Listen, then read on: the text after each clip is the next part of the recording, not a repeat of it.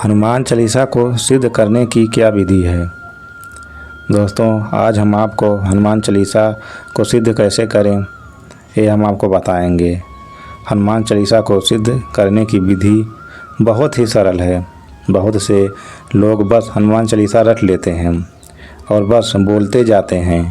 बोलने से हनुमान चालीसा सिद्ध नहीं होगी, जप करने से होगी। जप का अर्थ होता है शब्द पर ध्यान देना। आप जो भी नाम का जप कर रहे हैं या यहाँ हनुमान चालीसा की बात करें तो आपको अर्थ पता होना बहुत ही आवश्यक है। मैं हर मंगलवार को मंदिर जाता हूँ। वहाँ बहुत हनुमान जी के भक्त आते हैं और जितना मैं समझ पाया हूँ, हो सकता है मैं गलत हूँ, वे लोग बस हनुमान चालीसा को बोल रहे होते हैं, जप नहीं कर रहे होते हैं। हनुमान चालीसा बोलते हुए आपके मन में एक एक शब्द का अर्थ आना चाहिए। धीरे धीरे पढ़ें और अर्थ स्मरण करते रहें। आज मैं हनुमान चालीसा का संपूर्ण अर्थ बताऊंगा और यह अर्थ आपको पूरे गूगल पर नहीं मिलेगा। हनुमान चालीसा के साथ अर्थ आपका जीवन बदल देंगे, क्योंकि हनुमान चालीसा हमें जीवन में दिशा देने के लिए ही लिखी हुई है। यदि आपके जीवन में कोई लक्ष्य नहीं है तो हनुमान चालीसा का अर्थ सही जाप आपको अपना लक्ष्य पहचानने में सहायता करेगा। यदि आप अपने जीवन में दुखी हैं तो हनुमान चालीसा का अर्थ सहित जाप आपको दुखों से मुक्ति देगा। यदि आप पूरी तरह से परिस्थितियों के सामने घुटने टेक चुके हैं तो हनुमान चालीसा का अर्थ सहित जाप आपको शक्ति देगा। फिर से जीवन में आने वाली विपत्तियों से जीतने के लिए आपको कोई भी समस्या हो, कोई रोग हो, तकलीफ़ हो, दर्द हो, सब धीरे धीरे ठीक हो जाएगा। मेरा यह मन से पूरा विश्वास है।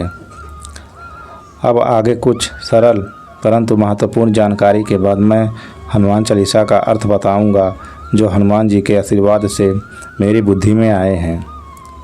हनुमान चालीसा गोस्वामी तुलसीदास जी ने आज से लगभग 500 वर्ष पूर्व लिखी थी।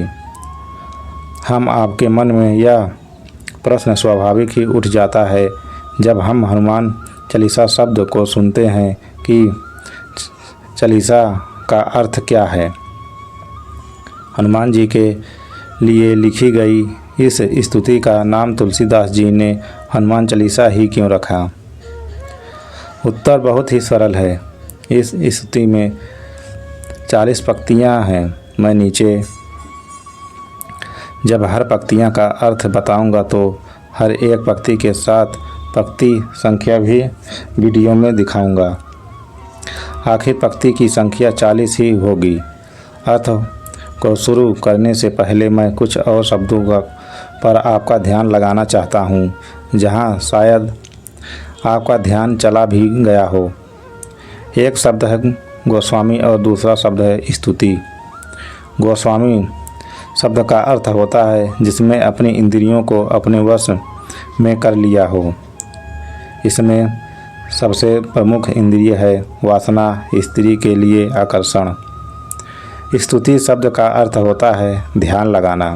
जैसे यदि आप हनुमान चालीसा का पाठ कर रहे हैं तो स्वतः ही आपका ध्यान हनुमान जी पर चला जाएगा। जब तक आप पाठ कर रहे हैं तब तक यदि बिना अर्थ के बस पंक्तियों को पढ़ रहे हैं तो ऐसा नहीं होगा, परंतु यदि सभी पंक्तियां का अर्थ आप जानते हैं और हनुमान चालीसा की पंक्तियां पढ़ते समय अर्थ भी साथ साथ आपके मस्तिष्क में चल रहा हो तो जिसे अंग्रेजी में मेडिटेशन कहते हैं, वे घटित हो जाएगा आपके भीतर।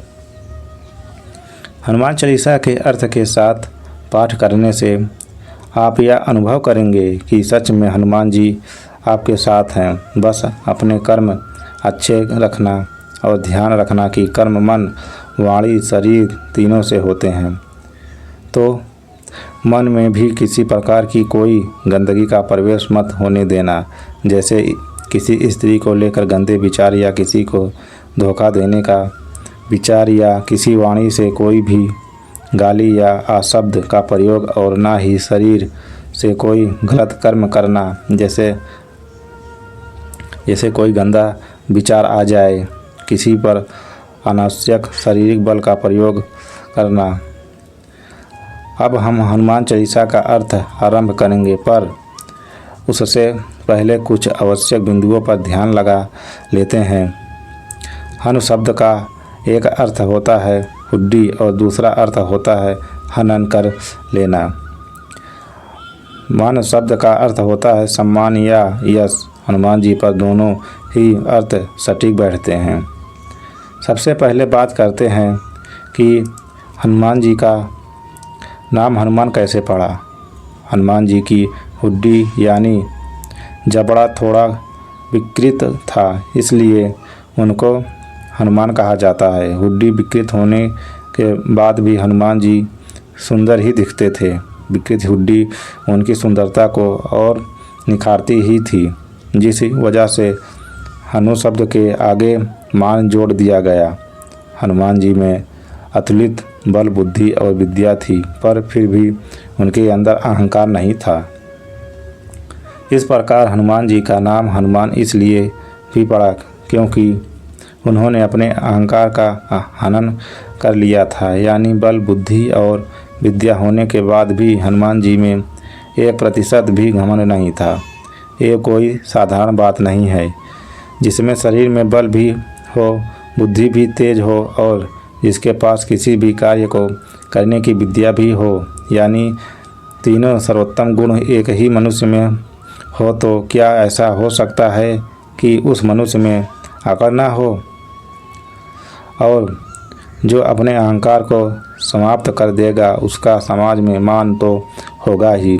अब यह बात बोलना कि वो भगवान थे, इसलिए उनके अंदर अहंकार नहीं था। सच तो यह है कि उन्होंने अपने भीतर अहंकार को कभी आने नहीं दिया, इसीलिए वो भगवान कहलाए। भारतीय संस्कृति में भगवान एक पद है, ना कि परमात्मा का दूसरा नाम। जैसे एक व्यक्ति मैनेजर से प्रमोट होकर डायरेक्टर बना दिया जाता है उसकी योग्यता को देखते हुए, ठीक उसी प्रकार जब मनुष्य अपने भीतर से 5 क्लेश और 6 विकार निकाल देता है, वो भगवान कहलाता है। चलिए अब हनुमान चालीसा का अर्थ शुरू करते हैं। श्री गुरु चरण सरोज रज, निज मन मुकुर सुधारी, बरनउँ रघुवर विमल जसु, जो दायक फलचारी। सम्मानीय गुरु के चरण की धूल जो कमल के समान है, उस धूल से मैं अपना मन जो शीश के समान है उसको शुद्ध करता हूँ। मैं वर्णन करता हूँ रघुकुल के श्री राम का, जिनका यश अत्यंत शुद्ध है और 4 पुरुषार्थ धर्म, अर्थ, काम, मोक्ष का देने वाला है। अब प्रश्न ये उठता है कि गुरु के चरण की धूल से ही मन का शीशा साफ कैसे होगा। धूल से तो दर्पण गंदा ही होना चाहिए। पहले के समय में या अब भी गाँव में जो लोग शीशा बनाते आते हैं, उनके पास एक विशेष प्रकार की धूल होती है, जो वो जैसे ही शीशे पर रगड़ते हैं, शीशा और साफ हो जाता है। अब दूसरा प्रश्न यह उठता है कि मन की दर्पण से ही तुलना क्यों की गई, क्योंकि जिस प्रकार दर्पण यदि गंदा हो तो मनुष्य उसमें कुछ भी साफ नहीं दिखता, उसी प्रकार किसी व्यक्ति का मन यदि दूषित होए तो उस व्यक्ति में कभी ज्ञान उभर नहीं सकता। बुद्धिहीन तनु जान के सुमिरो पवन कुमार, बल बुद्धि विद्या देहु मोहि कलेश विकार। मेरी बुद्धि कमज़ोर है और इसी कल्प बुद्धि से, यानी अपनी थोड़ी सी बुद्धि से मैं हनुमान जी का आपका स्मरण करता हूँ। मुझे बल, बुद्धि और विद्या दीजिए और मेरे सभी कलेशों को और विकारों को दूर कीजिए। दोस्तों, बस वीडियो में इतना ही।